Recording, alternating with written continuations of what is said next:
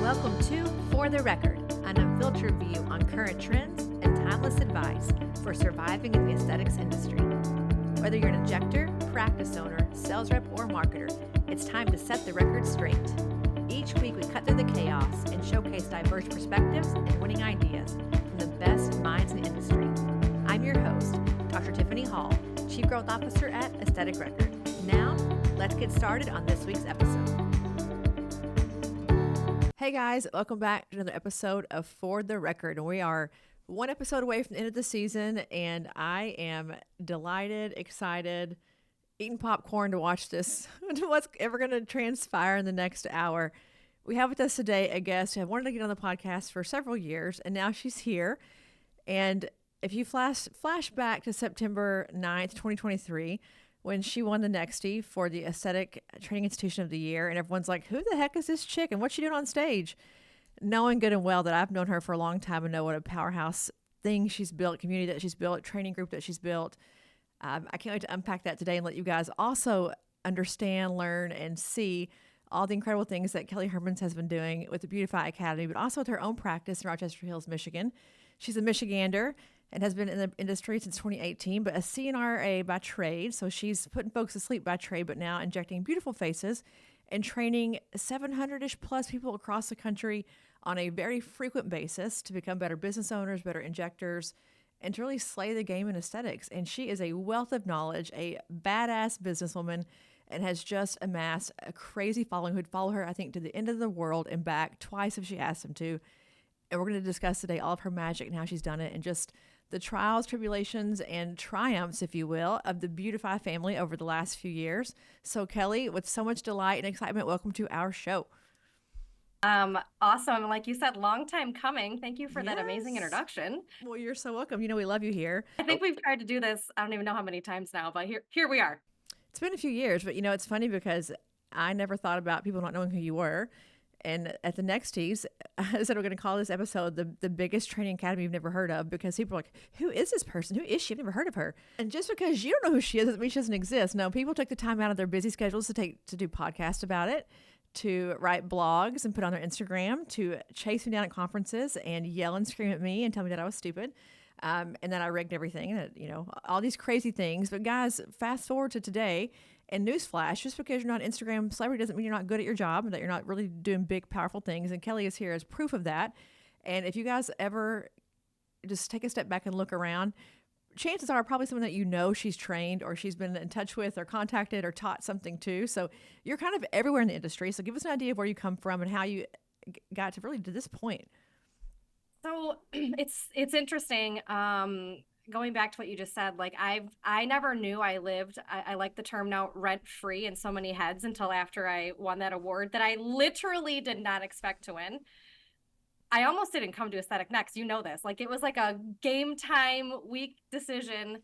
And I was sitting with Savannah Boda, and we were chit-chatting, and she was like, do you have a speech prepared? And I said, sorry, I can't say the F word. I was like, no. I said, there's no way I'm going to win with the names that are up there. I said, because I'm not like Instagram famous, like blah, blah, blah. And we were laughing about it because she's literally the opposite. But I still to this day, like, I've never even rewatched what I said, and I don't know what I said, and I'm just keeping it like that because it was so off the cuff, not expected. I was shaking the whole time, but all the way back. So I have two kids. I've been in anesthesia since 2009. I had my first daughter in 2013. She was born with multiple heart deformities and had open heart. And I was actually on the heart team doing anesthesia at the time. And it kind of threw me through a loop mentally. And then I had my son, who also was born with medical problems, just different problems. And I was like, this is like too much for me. Like, I was just like mentally exhausted from working all the time. And anesthesia is a very stressful job. It's been compared to like being a pilot. I think it's been ranked as like the second most stressful job in the world, whatever. I don't know. It is kind of, it's like a day by day. It's good days and bad days. So when I had my son, I also broke my pelvis during delivery. And I couldn't go back to work for almost 26 months. And I am like a doer. and I cannot sit still. Like my ADD gets the best of me on a 24-hour basis. I don't even, I mean, I sleep, but I read. I don't even know if I'm reading or sleeping at night, but it's one of the two. And I decided to go get Botox with a girlfriend who picked me up, literally put my walker in the back of the trunk, my husband did, and we went and got Botox. And about 7 days later, I had a dropped brow. I looked like an idiot. Like I was already just in a bad place mentally. So I was like, this cannot be that hard. Like if I can literally put people to sleep, do epidurals, like I worked in Flint, Michigan, where like we were just like, it was, we're on our own. It can't be that hard to do Botox. So I went on this mission. I met Amy Martin. We kind of just, started chit-chatting. And I went to Chicago and trained with her, and the hands-on training was amazing. And then I came home and I was like, okay, now what? So I already had hit like a roadblock, and I didn't really know what to do after going to training. Cause like I don't work in derms, I don't do plastics. Like, how do you find a job? Right. But I knew that I really wanted to do this because I loved it. And a lot of anesthesia is very like procedural based and hands-on. And this was like right up my alley. So I literally just started going down these like rabbit holes of how to start a business, how to start a medical practice, what are the laws in Michigan. There's a lot of gray areas, and there's a lot of gray areas in a lot of states. I hired an attorney. I reached out to friends and family that I knew. Like, we all have physician friends. I'm like, how did you start this business? They're like, what do you mean? I'm like, well, how did you start it seems like such a dumb question, but like nobody knows. Like, what inspections do you have to have? Who has to approve this? Like, there's just so many things. So I got it took me literally about a year, and I got everything figured out, and I started my own little practice with my medical director.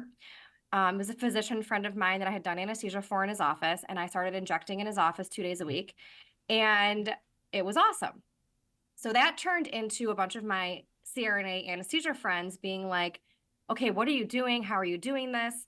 And then it just kind of like snowballed into, I started teaching just the business part because I was like, I'm still pretty new. So like you can go learn your hands-on stuff. And I was sending people, back to Amy Martin. And then I was kind of helping them open stuff up in Michigan.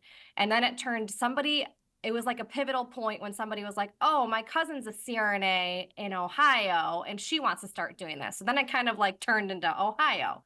And then it kind of just started spreading that I could help people do this. So I started doing more, and everything was in person at the time. So people would come, I would do like 4 people in a day, and I would teach them like everything I knew. And at the time, like I guess like now there's like gatekeeping. People like to use that term all the time. Like people gatekeep stuff. Like I literally gatekeep absolutely nothing. Like if I know something and I know it can help you, I'm going to tell you how to do it. So this kind of turned into our little mini network. Then we started doing hands-on training with just Botox, and then that turned into other things. And then now we literally have like this amazing, I'm actually in my academy room at my office right now, training facility where we have multiple stations. My staff's been with me for 4+ years. I'm so lucky. You've met most of them, but like my college roommate is a nurse practitioner that works with us. Amanda's a CRNA, who most people know is part of Beautiphi. And then like all of our accessory staff, like it's just, we're so lucky. And both staffs kind of like the same, they do the academy and the office, and everything's in one building, which makes it super helpful. But I realized that there's really no training offered that I'm aware of that literally takes you through from leaving anesthesia or it's mostly, I hate to use the word mid-levels, but it's like a lot of PAs, NPs, and CRNAs do this.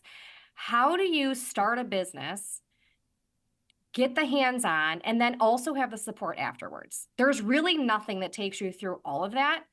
And this was kind of like what kind of ours turned into because nobody else was doing it. So I really encourage everybody, like, when you purchase our training, you're buying a huge section of online training that's all in small modules that you can be rewatched as many times as you want. And that's helping you get your business set up before you ever even come to hands-on. Because I found out after doing it that while I had amazing hands-on training, the biggest downfall for me was when you go and do something for one day and then you don't continue to do it, you forget what you do. Like, it's like anything else. If you don't use your skills, you're going to lose them. So I'm very adamant about like, listen, like, I mean, we just had somebody contact us over the weekend that was like, hey, I'd really like to come to training next week. And I'm like, well, first of all, that's been full since November. Second of all, that is the worst thing you're going to do for yourself, because unless you already have like a job set up and you're not going to be, having to set up a business, you're going to forget everything I teach you over the next, those 3 days. The other thing that I feel like in the industry is lacking is like the actual length and amount of hands-on experience you get when you go to a training. You should not go to a training and have one face in front of you that you're like, poking them one time with. I get that people will come to me as a second or third training and be like, oh my God, like I get to touch a whole face. I'm like, well, how the hell do you get certified in something or feel comfortable doing something when you haven't touched anybody? I mean, it's like that like kills me. These people. So at this point, I think we've trained 712 people, and 100 plus are retrained from another training institution. And like, they're all different kinds. Some are the big ones that travel around, some are small ones, but I think there's a lack of hands-on and there's a lack of actual business support. And like, I'm not for everybody. My training's not for everybody, but like, if you want to be a business owner, you can't go to a weekend class and learn how to, inject Botox on a screen when everybody's face is different. Or, you need to set up your business. There's so many pieces that nobody wants to share. So like, I've fostered this community, where it's, if you come in here and we train you and then you leave and you're an asshole, you're removed. Like, you still have your training material, but like, I don't need negative attitudes on a daily basis.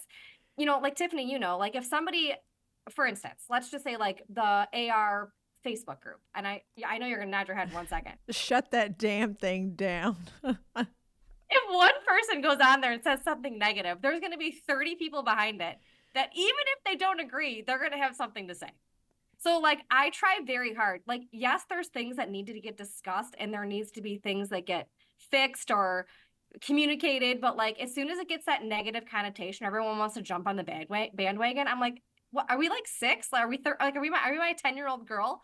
Like, who wants to get into all the gossip and the crap? Like, it's just not necessary. And nobody learns from that. Like, that's not positive, productive behavior. So like, I try very hard to be like, listen, like, we're all in different places. Somebody's going to screw up somewhere. Like, let's turn this into a learning rather than a let's bash the person or bash the training or bash the, the software or whatever you want to do. I just try very hard to keep everybody positive. And I think that has just kind of grown because you can learn from everybody. And like, if Tiffany, if you're coming to train from Texas and you're like, oh, do you know anybody in Texas? I'm like, listen, I got 45 girls in Texas.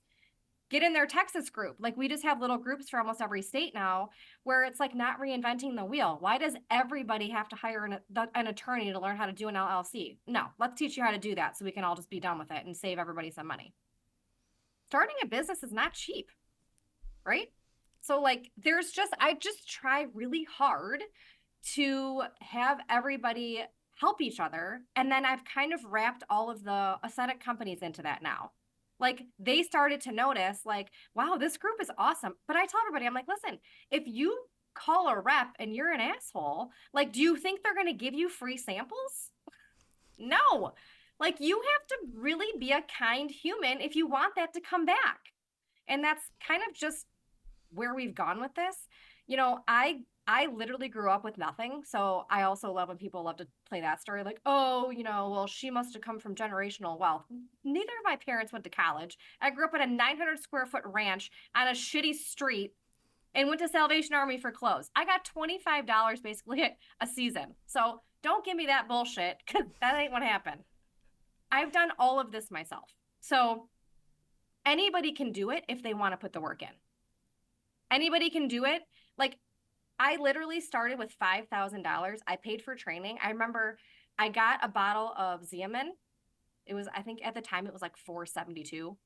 And I sold it and I saved that money and then I bought more and then I saved that money and then I bought more. So like, I try to tell everybody, like, you don't need to open and like have a salon suite or have an office and, do all these big buy-ins with all these companies. Like, that is just not necessary. If you're smart about it, anybody can do this. You just have to have the right path in front of you, the right help with you, and the right program set up to help you succeed. So I've done that with Rebats, done that with Galderma, I've done that with MERS. I have 16 companies that we work with now that when you start or leave training, you have contacts and they're like, oh, you're from Beautiphi? This is what we recommend. And I'm like, just like, with you and Sarah, I'm like, I don't think we should recommend that because I'd rather recommend this because we've noticed that, this is working out better for them. Like I do a lot of work that I don't get paid for to help everybody else out on the back end. I don't get paid for every Zoom I sit on with every company arguing about what I want our program to be. Like, and I think it's just part of that's what what makes me happy. Like everyone has like their love language. I'm a gift giver. I love giving people things, and part of what I give is my time as far as Beautiphi is concerned. Like I will do anything if I know it's going to help the next 10 people. There is so much to unpack there. I'm like, I don't even know where to start. But so you just said so many important things there. And I think there's a part of this that you mentioned, like growing up without having a whole lot. I think that is such an important component of all this, Kelly, that probably gets gets overlooked, is that you are naturally a person who wants to help people get better. And you come from a place of we're all starting at zero. I think that's a problem I see so often is people who are training other folks to own businesses. They're like really successful, big trainers with big practices. And the person that they're training is like, Nurse Karen, who's on day 4 of decided to do this. Like she just now decided to like leave her bedpost and come over to aesthetics. She's not them. She doesn't have $1 million to spend on treatment rooms and beds and things. And so I think one of the things that Beautiphi does so beautifully, because I work with so many of your people, your trainees, is that you let them all start wherever they are. And it's like wherever you are right now in your journey, I will find that place and help you go from there to where you want to go. And I think the business building part of our industry has forgotten that everyone who is successful as a trainer, when they go teach business, they're teaching it as if it's in their clinic, and no one has a Taj Mahal when they're starting out. No one does. And so I think it's such a different mindset. And I think too, the AR, lead AR, the things that we use here, finding out like what they need to know and how they should be setting up their systems and how they do their inventory. And I mean, you take care of all of it. Like you think of all the things, but it is a difference. And then just like walking in and doing a training and leaving and being gone versus like they're part of your world now. Like you've engulfed them into your whole, your aura, all the things that you're doing. But I think part of that too is that you also have a successful practice. So like going back to that, you're doing this all from a place of knowing how to do it because you do it every single day. You have patients, you have a staff, you're hiring and firing, you're recruiting, all the things that you're doing. How much of that is part of your day-to-day? Like how much are you in your clinic thinking about Kelly as the practitioner, clinician, and then Kelly or as a training administrator, director? So great question. I don't know that I actually sleep or rest ever. I literally had a patient last week who was like, oh my God, you're always on vacation. I was like, no, that's just the only time I do social media.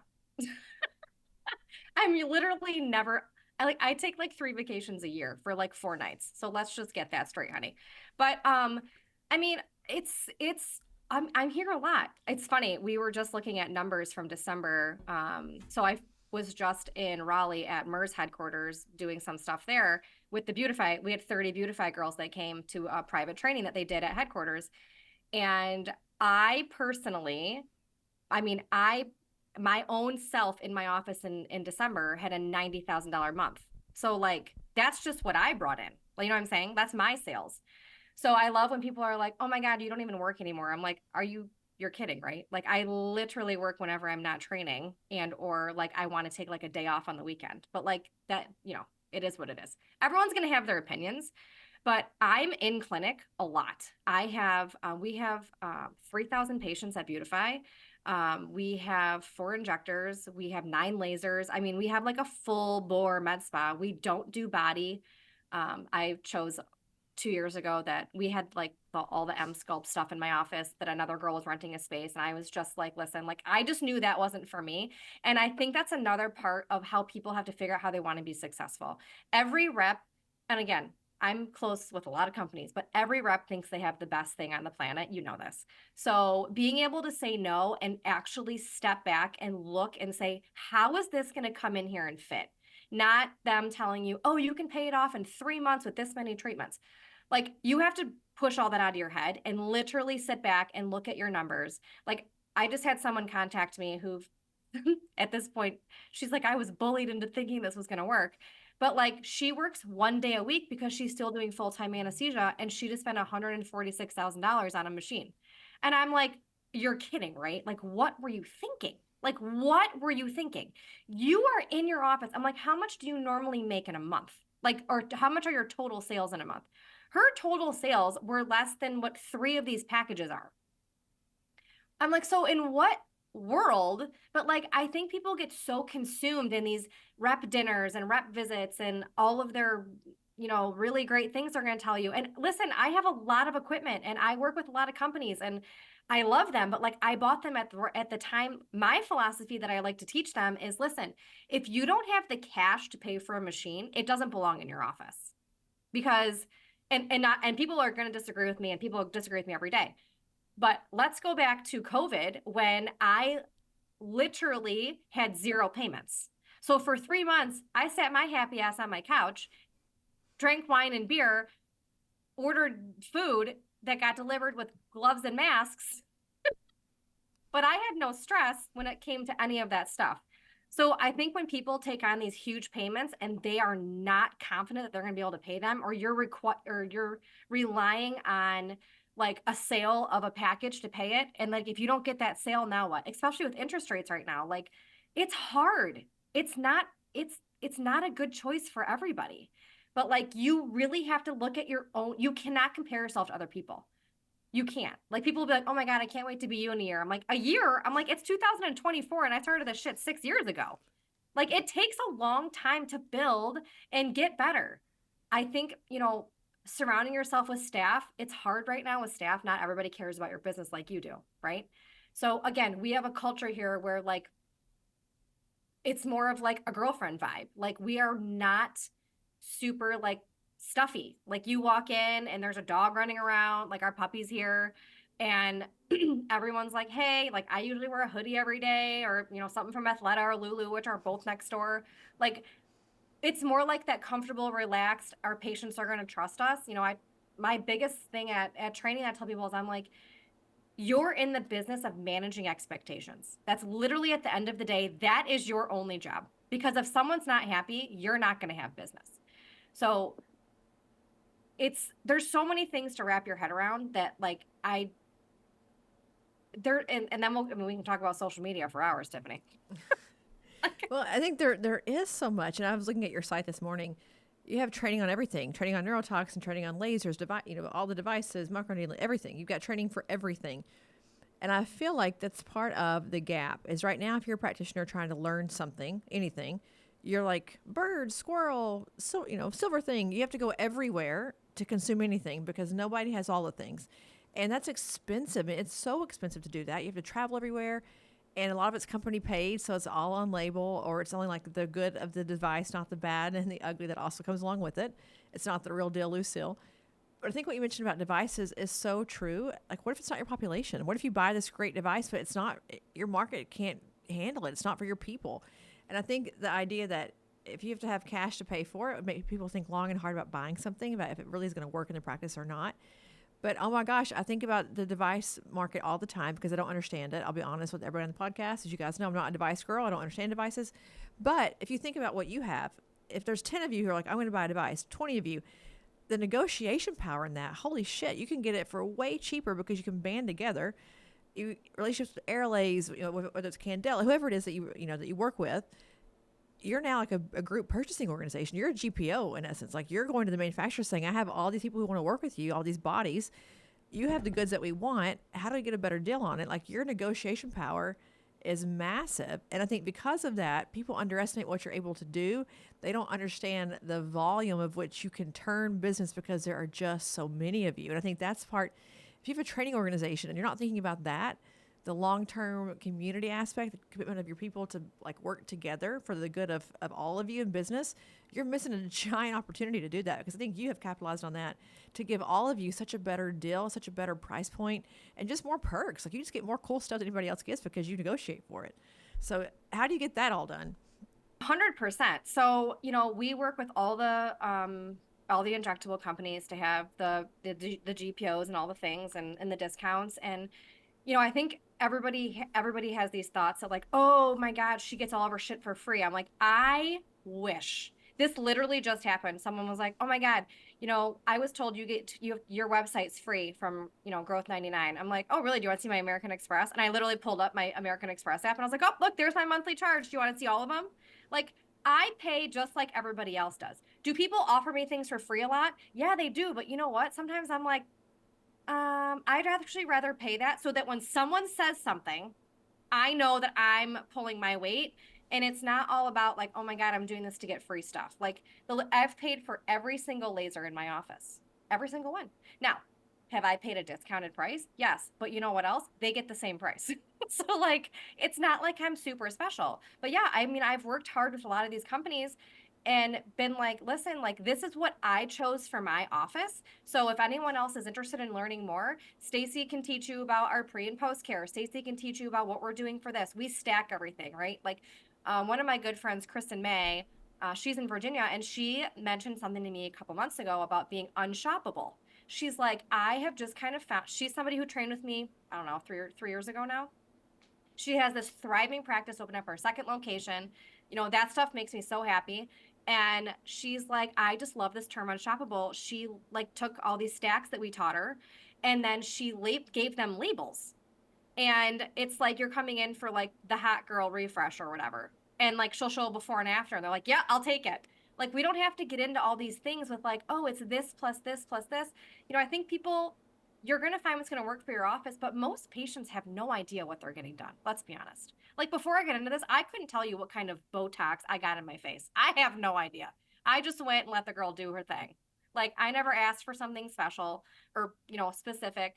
Uh, I had, Allie, or at the time, what was it before? What was it called before Allie? Brilliant distinctions. Brilliant distinctions, and I had Aspire. So like I couldn't tell you which one was actually in my face.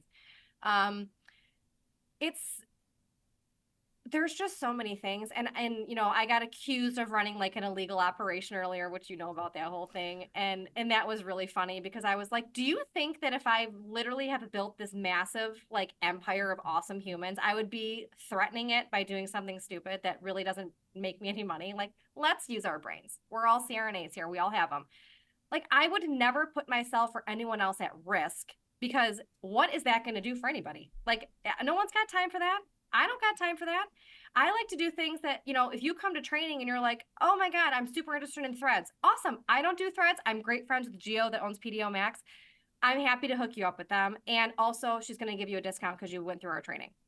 Oh, cool. Like, I do things for companies that I don't even use their products in my office, right? Like, if somebody comes to me and they're like, oh my gosh, I want to buy this brand laser. I'm like, I don't have one. I'm happy to get you in touch with them or see what I can do for you. Because just because I don't have something doesn't mean I talk shit about it. Like, I'm not like that either. I have just chosen the things that I love. Like, I love working with MERS. MERS is a small family owned company. I've met some of the family members that live in Germany. Like, I've been over there. Patrick Urban is an amazing human. I work directly with him and Carla Dolomat. Do you know Carla? She's like a doll. She runs like all their devices for the US. And then Ryan Sage, like these three people have been a part of my life for like 2 or 3 years. And if you sit down with any one of them, they're all very inspiring. Like you kind of like, I have to find leaders and mentors too. So like, I've just kind of found people, like one of the reasons I started working with Aerolace is because, I became friends with Ann Adams, who has great business advice. Like some of these people who have been in the industry for a long time, I look to them for advice too. Like I'll call you with a question or concern because I don't know who everybody is. I don't know how to work with certain people. Mark Rohr, who owns Rohr, is like this little man in Alabama who seriously has the biggest heart on the planet. Like I just love working with good people, and if they have good products and they work and they're bringing great results to my office, like let's do business together. Like why don't we make everybody more money? Like I love your lasers. The girls are going to love your lasers. Let's get them all deals so that they're not dealing with I tell every single company I work with, if I find out that one of your reps is trying to sell some bullshit or like trying to talk them into 24% financing, I'm going to be really upset because like that's a huge problem right now. And I just think we're bigger than that. We're all bigger than that. And I know everyone's just trying to like make their paycheck, but like that, we all know at the end of the day that that's not a good decision.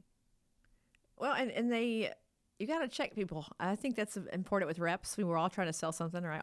We're all selling something all the time, all of us, every human. But I think as the market gets more competitive and there's more and more entrants, it gets more and more volatile or like violent about what we're going to sell, who we're going to sell it to. We're aggressive. We're going after people. We're crazy things to make our money and our quota.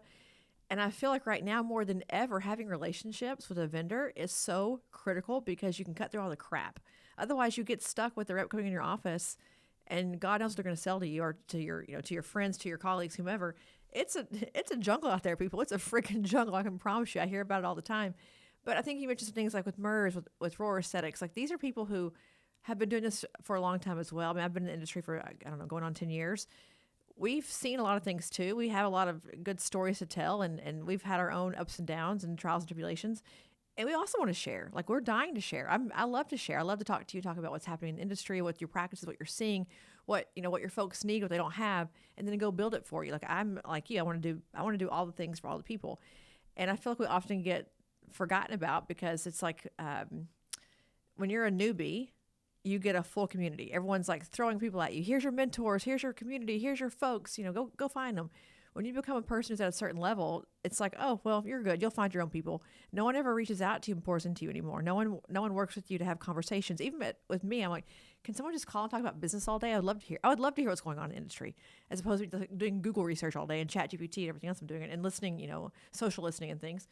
But we get forgotten about, Kelly. I think at this level, you kind of get forgotten about, and so I love that you have a strong community. I know that Kyle Farr is a really good friend of yours who we love. He's also Michigan. I feel like, at the level that you're at, that, those of us who've been here for a while, we need a community too. We need a tribe also. And I think we get to the point where the industry is like taking over the social media component of it, and who's popular and who's in vogue and who's not in vogue. And we say this community thing that's not really real at all because we love to get on a podcast the next day and rip everyone to shreds about, how they shouldn't win things. And I just don't understand it. Like I don't have a mean bone in my body. I can be conniving, and I can be I don't know, dicey, but I'm not mean. Yeah. We choose not to, Tiffany. Yeah. Like we choose not to. Like you're going to choose when you're faced with something, you can choose to be reactive and be an asshole, or you can choose to just think about it for a minute. And like, is this worth my time and energy? Because here's the thing, like you only have so many hours in a day. Your body can only process so many things. And I often again, people talk about me every day. I'm sure I don't hear about it, but when I do hear about it, I have to take a minute and realize like, okay, is this something I have to act on? Like the whole thing on social media with all the fake news that, we had to get lawyers involved. Or is this something that somebody has an opinion and I just have to shut it off and keep going? Because if I'm going to take, and again, this sounds like a nominal amount of time, but if I'm going to take 20 minutes to focus on something that is irrelevant in long term, that's 20 minutes that I could focus on doing something else. And, something that I think is really funny, I'll have somebody, like recently I had someone reach out to me that trained last summer, and she's like, I'm just really upset because I spent all of this money and I just can't get this going. And I'm like, can you send me a screenshot of your usage, like your cell phone usage? I love this. And she's like, what do you mean? I was like, well, you can go to your like settings and you can see like your usage on your phone. I was like, send me a screenshot. So she sends me a screenshot, and it was like 17 hours a week on social media. I was like, if you used that 17 hours a week to actually build your business, you would be successful right now. You've been out for a year and you've chosen to spend your time doing things like this, which that's okay. But then don't complain that you're not successful and you don't have any time. Like you have all the time in the world. You have to figure out where you're going to focus it and what you're going to do with it. And I have ADD to the max. You can ask anybody who knows me. I am like 3 squirrels running around all the time. Like my front desk will be like, Kelly, I'll have like 21 patients. Like, we need you to call so-and-so. Focus. Stand over here. Here's my phone. I'm dialing the phone for you. Like they know how to wrangle me in, but like, like today's my day off, right? I'm not getting paid to do your podcast. I'm doing a lot of unpaid things today that are going to benefit my office, right? But every day when you're a business owner is not a day that you're making money. Now, I have providers working, so at the end of the day, am I making money? Yes. But like people just don't use their time correctly, and then they want to bitch about it. I cannot. Like there's one rule in this office, you're not allowed to complain about something unless you've already tried to fix it or you have a plan. Like you are not allowed to be like whiny and negative, because that just brings a bad vibe and everybody feels it and I just can't deal. So like, I mean, again, going back to like shit that I've been through, like I had mastectomies at 25 years old. We're not going to get into all that, but like I could have chosen to go a very different route, and I delayed anesthesia school. I still went to anesthesia school. I still became a successful human. I've had to have multiple surgeries, as you know, since. I had one last February that turned out, I mean, I had serious complications, had emergency surgery 24 hours later.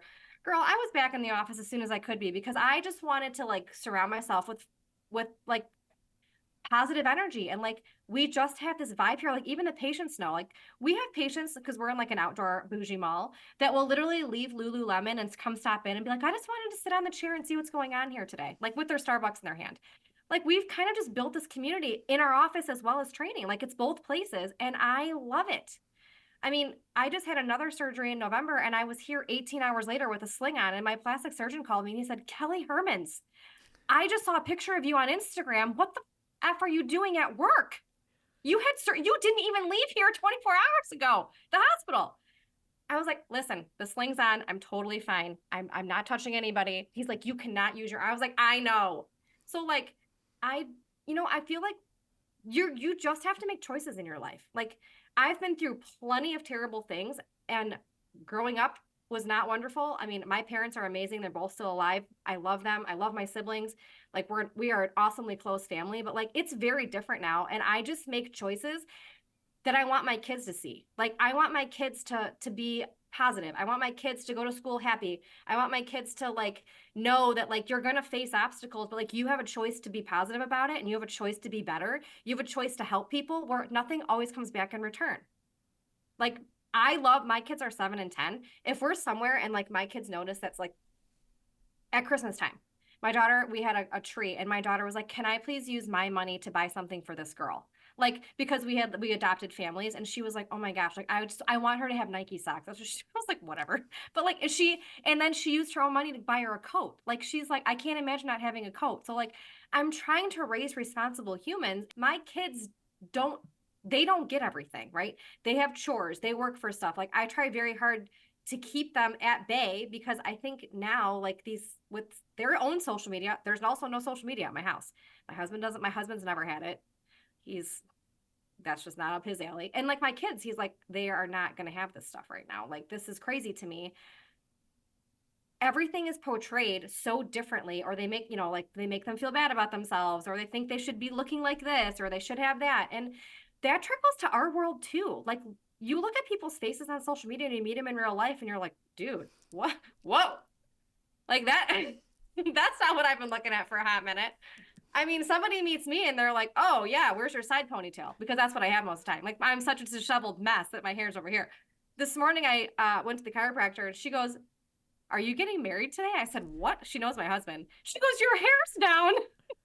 But like, I literally look homeless every day, but at the same time, like, my patients get real authentic Kelly, right? Like, I've been in this industry and I've been getting stuff done to my own face for 14 years. Like, I like to think that I don't look like I'm 41. Maybe people look like I'm 41, but like, I'm like, they appreciate that because they're not intimidated when they come through the door. Like, and I think that's a huge part of aesthetics. We're not on social media, like, in bathing suits and doing things. Like, it's just different here.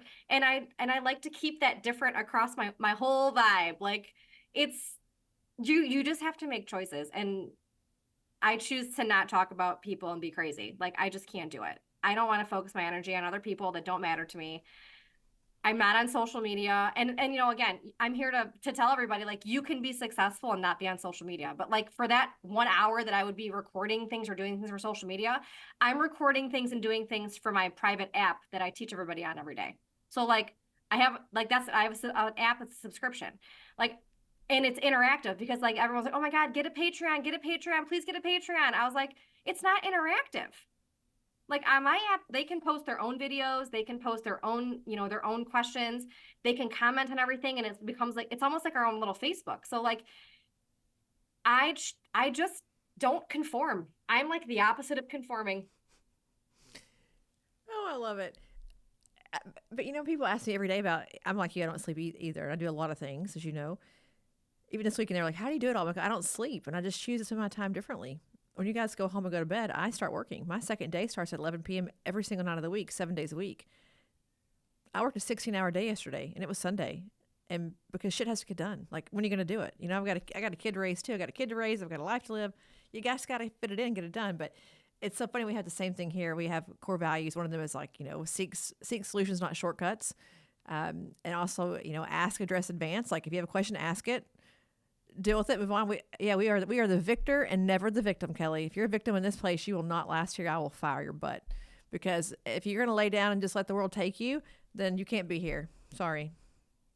I think that, you know, being a business owner is hard. Like, you know, there's choices we have to make every day that affect everybody behind us, right? Or not, I don't like that I just said that. Everybody that's with us, right? I don't, because I also don't look at myself. I'm like, they're always like, oh, this is our boss. I'm like, I'm not your boss. I'm your leader. Like, I don't want to be called a boss.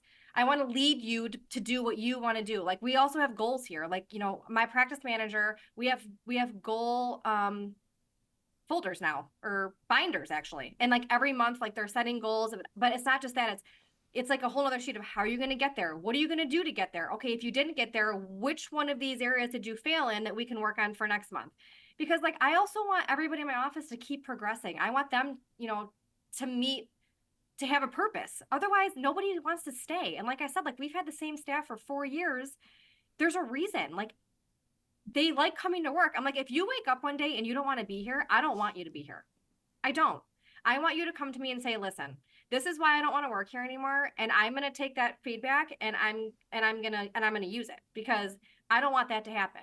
The only person that doesn't work here anymore is the person that embezzled money that I had to steal and stole a bunch of shit. But you know, it's the idea of like gamification. I mean, think about all of us. We love to achieve, right? Like, I'm a natural born achiever. If I'm not achieving and winning at something, I feel like I'm failing at life. Like, I have to win things, and not like win like a trophy, but like I want to conquer all the things all the time. I feel like if you're a business owner and you have staff who you're not letting them feel the satisfaction of achieving goals and winning every day, when they do the work to win, I should say that, then they're stagnant and they're bored. They're a factory worker.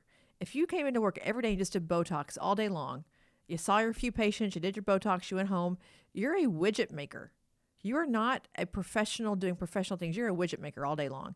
But if I introduce goals and I introduce levels for advancement and pay opportunities, a chance to work in a training academy, a chance to manage others, a chance to get to travel, do CME, be part of these laser meetings, you know, negotiate with vendors. If I give you all these options, say, if you work really hard, look at all things you can do, then now it's a game and you want to win the game. And now they advance just naturally because it's part of what they do all day long.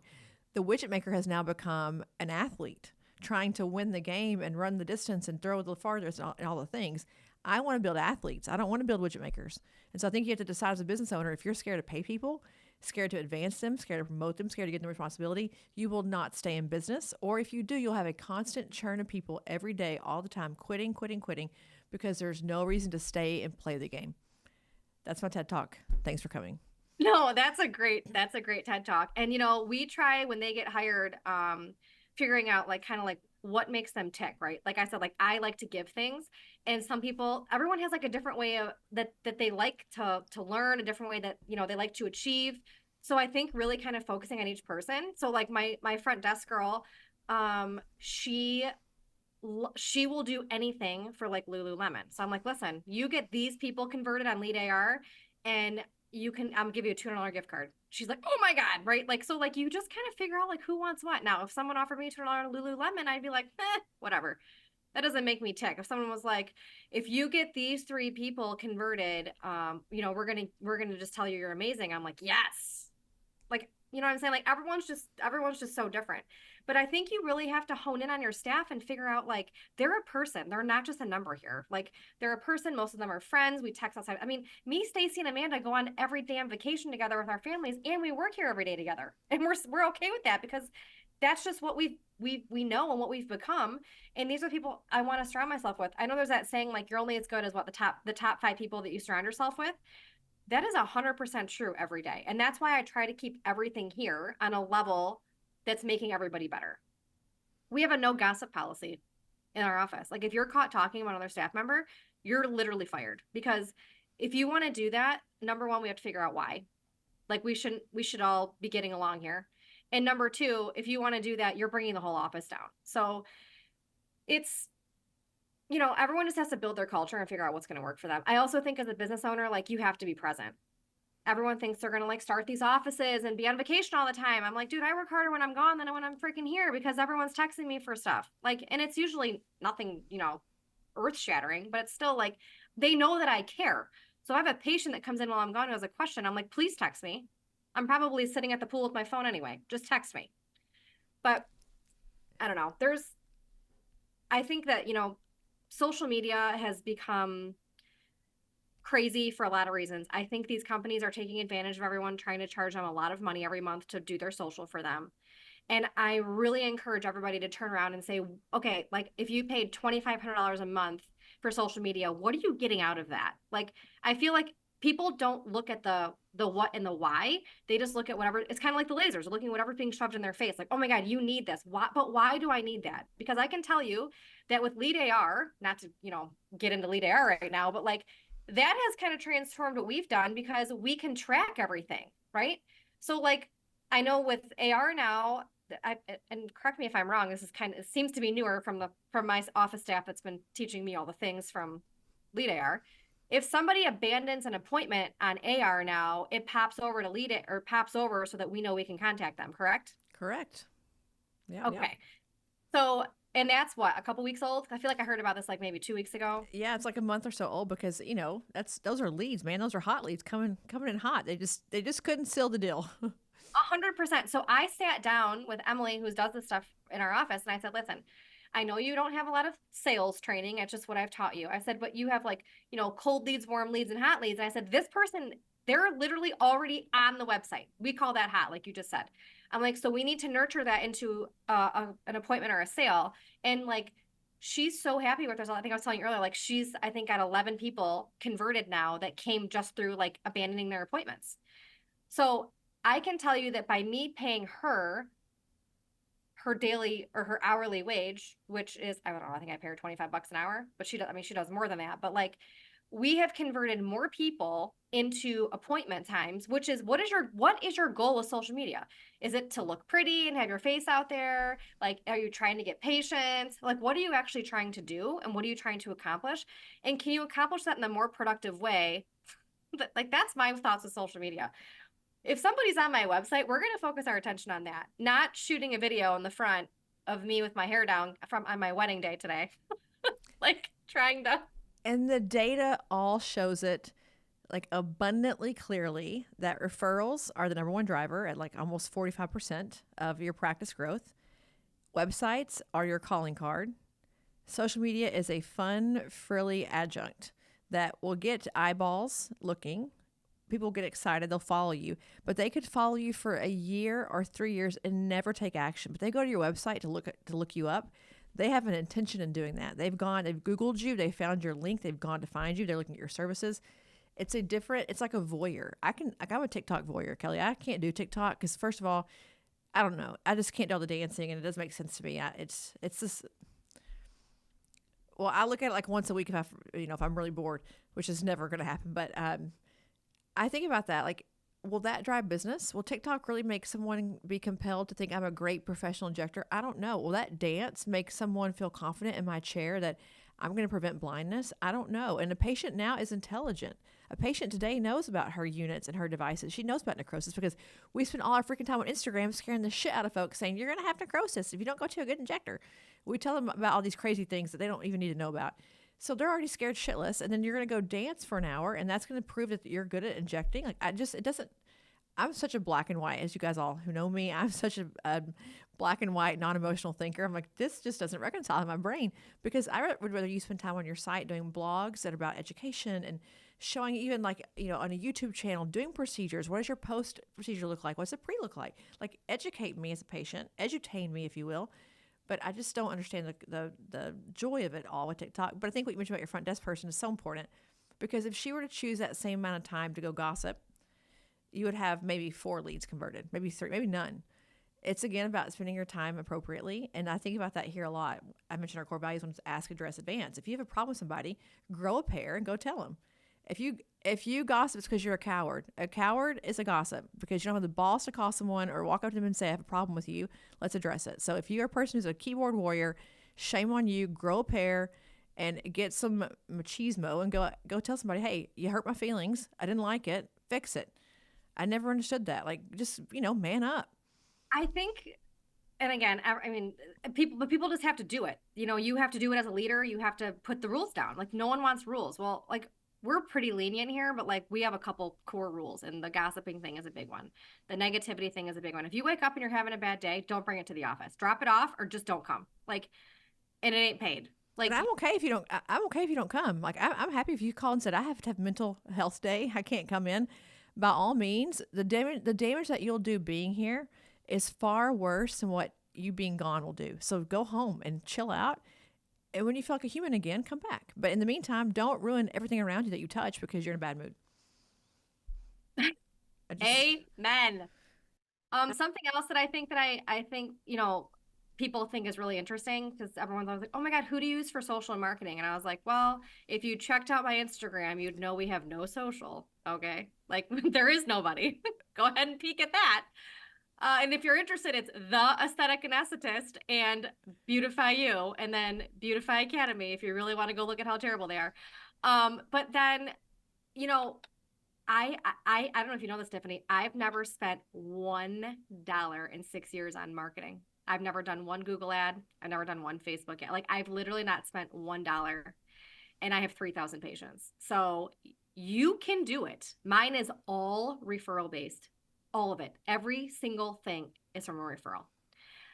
I used to post on, I used to tell patients, like when I had like just started doing all the hospital staff and stuff, I'm like, oh, they're like, oh my God, my mom. I'm like, great. Tell your mom. And then like, I would just give I would just give whoever referred them like $25 off when they got their next appointment or whatever. Like, I don't know what the legalities are of all of that.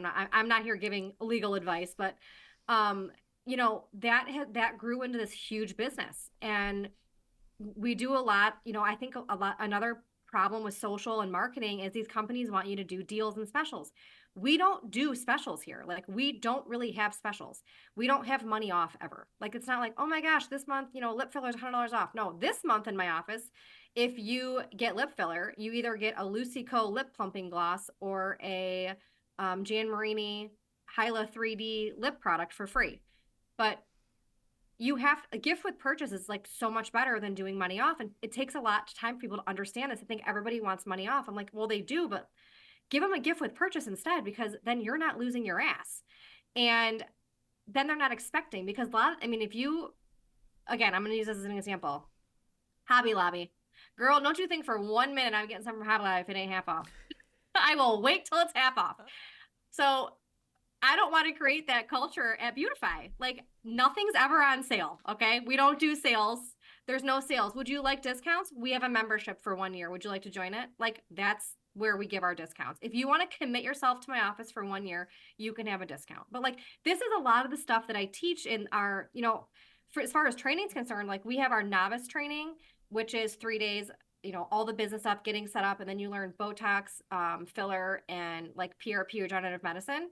And then, you can come back for advanced class and it's focused on like advanced tox, like the whole face and the body, advanced filler, like cannulas and radius and, all the stuff that people are too scared to use. And then the next day, we've now partnered with PDO Max. They have an amazing serum called Afterglow that's awesome.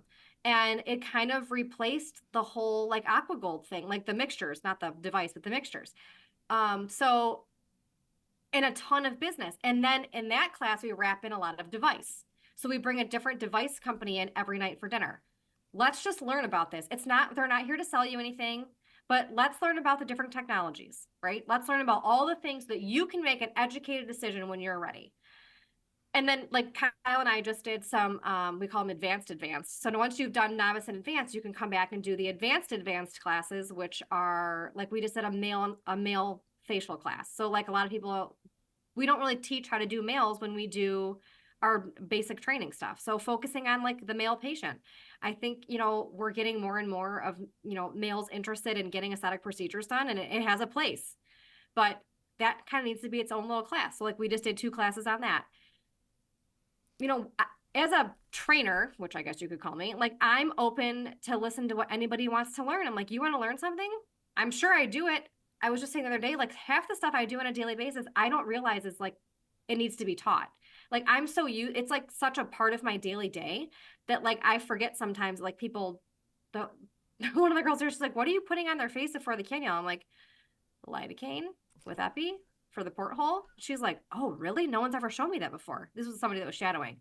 I was like, "Are you serious?" Like it's just different.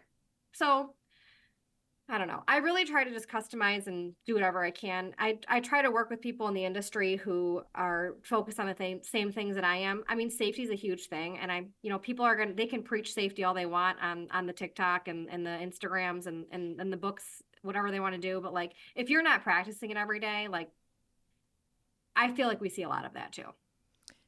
I know you do. Everyone does. It's an epidemic because I think we have these weekend wear classes. That's everyone acts that's changed. It has not changed. It's still the same thing where you go and you get, a day of hands on to your point before, and it's like, okay, now you can go do it. And they are overly confident without the skills to back it up, and they don't have protocols in place.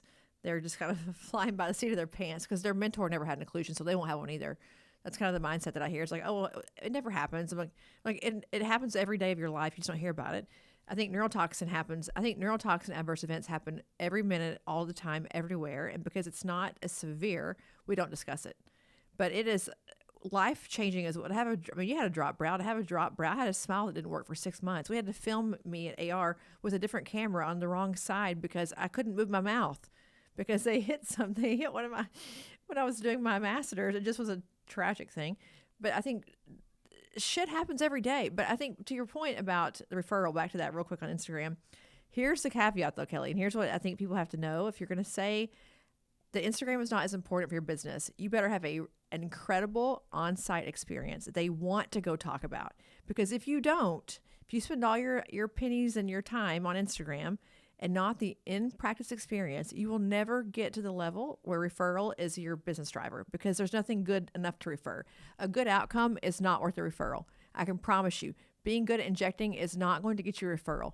It has to be a great practice, a great vibe. They have to be treated well because a good injection is not that hard to find anymore. I can find a practitioner somewhere, there's many of you, but to have a great experience and to find my tribe and to feel at home and to feel confident and comfortable, that's what you tell your girlfriends about, not about, boy, my lips really look good. Well, yeah, but my lips look good at my girl too. And I love her and she's amazing. Oh, mine just did good lips. It's different. So I think if you want to rely on referrals as your primary driver, then be worth referring. Well, and something that I did, and again, this is something that like I've never even told anybody, but I just thought about you talking about it. That $25,000 or $3,000 a month that you can pay in social media, I paid somebody who's in customer service to come into my office and walk through and give me recommendations, teach some things to the staff. Like, she's like, you need a beverage center right here. You need this. And like everything that she said, or he said, has been on point. Cause I just did a huge build out. We just moved in here at the end of October. And it was 6 months. And I literally started from the ground so that, the building was here, but like the bones. And I brought somebody through here before we ever even did any plans. Somebody else who owns a very big medical spa in Miami. But on the business side, not on the injector side. And he was like, this is going to be helpful. Do not do this. Make sure this room is here so no one's doing it. And I was like, oh my God, like things that I would have never thought of. So like I set myself up for success before I ever even moved into this building. And I think people spend money on the wrong things. Like I want my patient experience here to be awesome. It does, it's not like white glove treatment. We're not all dressed fancy. My hair's not done ever. Like, but like the patient is getting an awesome experience. And like you said, like they want to come back. They want to tell their girlfriends, oh my gosh, she's got 17 flavors of sparkling water. Like this stupid shit. Girl, you want blackberry lemonade sparkling water? I got that for you. But it's memorable. People want to go talk about the cool things that they experience, not so much the outcome. They'll go to a crappy surgeon because they love his office. They love him. We see it every day, right? We see people who have bad outcomes, but they love their person. They're never going to leave them. Like, you look terrible. Yeah, but I love my girl so much. I know. Hey, listen, here they get both. Yeah, they can look great and have great service. But I think the skill part of it, unfortunately, is probably less important than the experience part of it. It's just the reality of the beast. But I think if I look at this on the aggregate across all things that you're doing, part of it is just because who you are as a human that it all works. Just because you are, you are you, and that's just you can do it.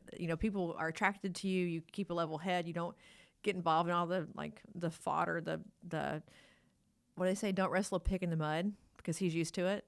Don't do it. I think that's how you are. You don't do all that kind of crazy stuff, but also you're actively seeking out partners and people to be allies with your group, and you're looking for ways to improve yourself, improve your practice, improve the academy, like constantly innovating and continuously improving things, and not being stagnant and not being a know-it-all and not saying I'm high and mighty on the horse and I can do what I want to do anymore. Like you're a woman of the people. You are a woman of the people. That's what we're going to call you. But I think it matters so much. And I just, even if you're famous in aesthetics, you're not really famous, right? You're not really Taylor Swift. You can be the T Swift of aesthetics, but you're not really T Swift. Like, we all have a lot to learn. The industry is so young, it's so nimble and so quickly moving that if anyone ever thinks for a second that they're doing it all right, they're going to be taken for a ride by somebody, right? They're going to be left in the dust because it's just not real. So anyway, all that to say, we've been on for an hour, by the way. I could talk to you for like 97 years, but I just think what you're doing is super cool. And I think anyone who questioned the Nexties and questioned what you have built, I will tell you guys, the minute Kelly got the nomination, I think we had like 60 tickets that were sold instantly for Aesthetic Next because they wanted to come fly and support you. They heard that you were nominated. They want to come fly and be at your side and support you. No one else's trainees do that. No one else has ever in the history of the Nexties bought a boatload of tickets because their trainer was nominated for an award. Never. Has never happened. They never bought tables and made sure they were there and cheered and screamed like a bunch of college kids whenever you won and acted a damn fool because they were so proud. And it was part of their community too. Like, they are you and you are them. I just think people who are myopic and have tunnel vision about if I'm not a famous Instagram person with a big training academy and a big shiny name, then I can't be good. You're just flat out wrong. I know surgeons who are brilliant who you never heard of. I know people who you've heard of every day that are not brilliant at all, but they're famous. I mean, it's either side of the coin. So I don't know. I wanted to get you on and let people meet you and know you that we know you here. We think the world of you at AR because we see what you're doing. We see what the impact that you make in businesses every day and how they set up their accounts and how they do their business, how they make money. You're part of their everyday life. I just think it's really cool, but also it's fun to watch. So Thank you. I can tell you that like I probably average about 2 texts a week, and it's things like I could have never done this without you. Like, I know I just posted something on Instagram. One of the girls, I haven't seen this girl in 3 years. And she was in Raleigh with me this weekend. And she was like, I don't know where I would be right now if I never took your class. She's like, it has just changed everything. It changed everything. She's like, I'm home with my girls. Like, her husband's a physician. She's like, I'm home with my girls and I'm not doing, I haven't done 24-hour shifts in 2 years. And like, I think a lot of it is just, I love being a part of people with increased quality of life because as medical professionals so I left the hospital full time in December of 2019, and then COVID happened right after that. So like I missed the whole COVID in the hospital thing, but like everyone got their ass beat. Like we all know this. Like, and we haven't recovered from this yet as far as like the medical industry. Like, people quit, people died, like, it's just different since then. I'm so grateful that I didn't have to be a part of that. Right. I'm so grateful that I was in a place that I was able to leave and do what I love to do. Now, some people, they love their jobs at the hospital, and that's okay. But like, that wasn't my passion. I'm a people person. I talk a lot. Oh my God. I used to be in the OR. There were certain surgeons that wouldn't work with me because I talk too much. So like I was always in OB or the heart room, but only with like one certain heart surgeon because everyone else is like, shut this bitch up. But like, I'm like, oh, well, I can't just sit still. I was going crazy. So, I love that these people are finding a new passion. They're not stuck behind the drape anymore. These nurses are able to get out of bedside nursing if they want to. It's just giving people another avenue. And like I said, I'm not for everybody. I am not the training facility or the training institution or the training program that everybody needs. But if you're serious about actually starting a business, like there's a lot more than going to a class. And I think that's and I feel terrible when people come to me. I had a girl that was in my, the last class that we just had 3 weeks ago. She spent $19,000 on training in 2023 and still couldn't get her business started. And she's a CRNA. She's like, the thing that pisses me off the most is that you were the first program I looked at. And I was like, I don't want to spend that much money. And she's like, and look where I am. Now I'm at $26,000 total instead of just $7,000. So is it cheap? No. But like I tell people, I'm like, you're making a career change. Like my anesthesia school is hundreds of thousands of dollars. If someone was like, oh, do you want to go here or here, and the difference is $10,000, that wasn't going to be a decision, breaker for me. So again, if you have somebody that you're going to work for and you're going to work with a friend or whatever, you don't need to do anything else and get anything set up. You don't need to learn how to run a good software program and get AR and learn all about that, or, learn all about how to actually legally have a business in the state you're in. You don't need to come see us, but like we have somebody in every single state, and most states have 30 to 40 people. You know what I'm saying? So like not most, but the big concentrated states. I mean, we have 2 people in Hawaii. Like these CRNAs come from everywhere, but they know that they wanted to own a business. And it's very rare that we get feedback that, this wasn't helpful for somebody. And the people that do, it's because they didn't put the time in. If you're going to own a business, you have to put the time in. No, you could pay $30,000 and someone could hand you everything on a platter. You still have to put the time in every day. So you just have to be ready to do it.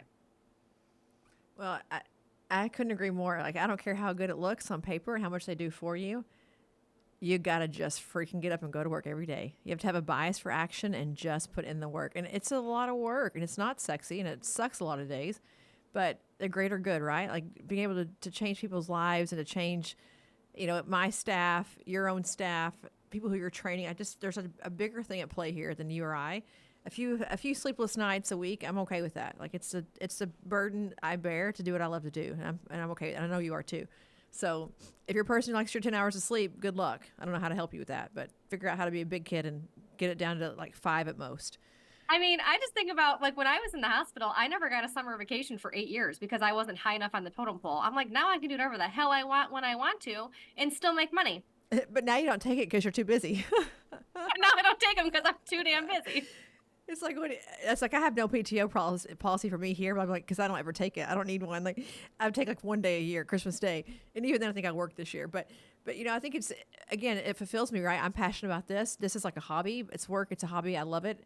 I'm married to it, just like you are with your. I have a little boy. You have kids too. Like other than like my family part of my life, this is what I have. This is my family. These, my employees, staff, whoever, whatever you want to call them, or my friends, my family. We all work together.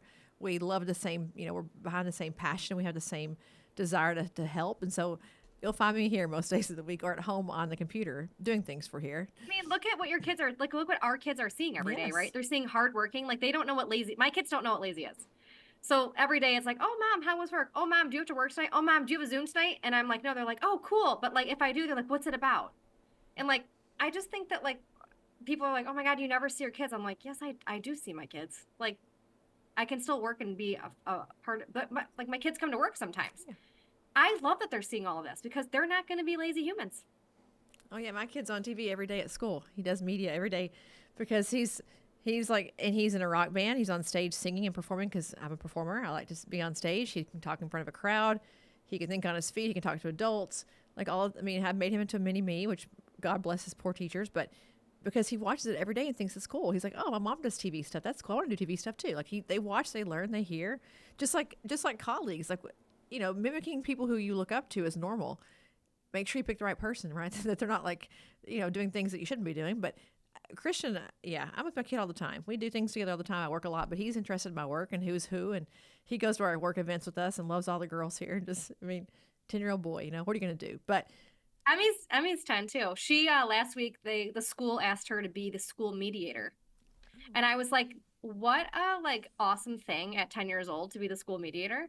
But also like the fact that I knew I was doing a good job because they called to ask me first. And they're like, we just wanted to mediate problems and the gossip with the girls.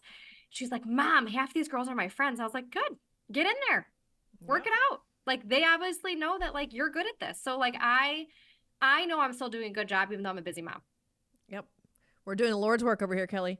Well, tell our audience how to find you. You mentioned Instagram already, but give us your website and what do you have coming up for the Beautify folks that if someone's like, when should I join? They're like, you should do it now because cool things are happening. Okay, so the website is thebeautifyacademy.com. And that is just kind of a little bit, you can see some options on there. Our advanced training is not listed on there only because we offer it to the novice Beautify girls first. We do one about every other month. It's small classes. So it's hard because everybody wants to come because they already think they went to other training, but it's too much for me to retrain you on all the things when you get here. Good habits and bad habits. We just did a Beautify event with MERS last weekend.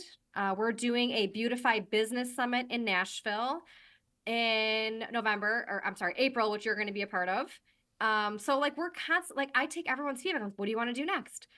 We're going to be doing a Beautify retreat in Cancun in next January. And all of the stuff has CEs attached, which is nice because people, obviously we still need credits to keep our licenses and certifications. We're going to be doing some Beautify stuff at Aesthetic Next, which we're super excited about. We were talking about that earlier today.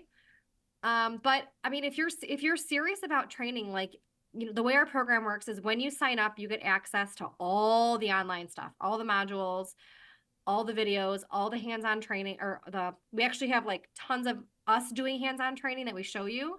And then you come here for the hands-on training, but you have a year to book your hands-on date once you buy the online portion, and you can watch the online portion as many times as you want. And that gives you access to resources like, where do we get this? How do we do that? Like there's tons of stuff on there. All the companies that we do business with, you get a discount. But like I tell people, if you think you want to come to hands-on training in like November, you should be thinking about buying the online training in like April. You want to give yourself like 5-6 months to kind of get the video. I mean, there's 40 to 60 hours of stuff depending on which classes they are. Get everything in your head, like maybe watch it twice. We have PDFs that you print out. We have slides you print out and you can mark everything on. It's kind of like a printable workbook, I guess. And then and get your business set up. Literally get yourself to the point of success that when you come to hands-on training, this is a true story. I had a girl who came, we finished Saturday at like 3:00. She flew home. She did a Botox party on Sunday, and she made $11,000 on Sunday. So she paid all of her trading off, paid all of her product off, and was completely debt-free in 24 hours. So like, we try to tell everybody, I'm like, if you are set up and you're a medical director and you have your malpractice, like people don't realize malpractice can take 1 to 2 months. Like it has to go to underwriting. This is not like you're opening a medical practice. Like it's not like an overnight thing.